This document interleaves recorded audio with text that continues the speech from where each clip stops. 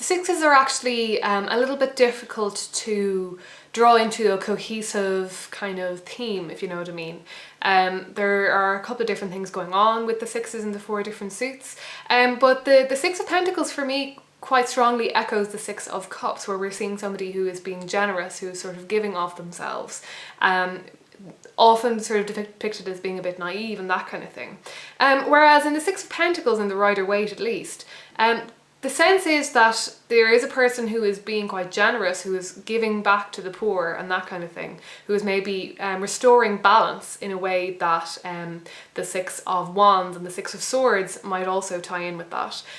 But they are doing it in a very controlled, very careful kind of manner. The man is standing holding a weighing scales, and this is something that used to be done when weighing out money, because money used to be, obviously used to just actually be literally pieces of gold, and people would, coins were supposed to weigh a certain amount and therefore be worth a certain amount, but people would actually melt down the coin and skim a bit off the edge in order to cheat people of their money. So that was why weighing scales were so important with monetary transactions in the past.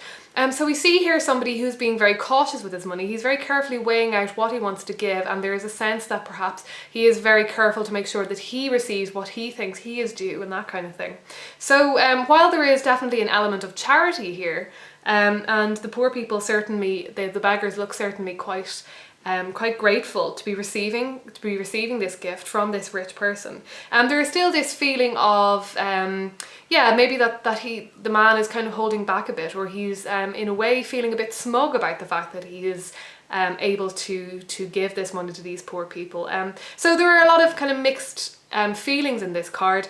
I haven't really today thought of one particular phrase that I want to take away from that. Instead, I will just maybe suggest to you that you go away and think about that, and think about for you which is the more prevalent of the two kind of understandings of the card. It will definitely obviously depend on the situation, but it's worth bearing in mind that there are two potentially even opposite interpretations of this card.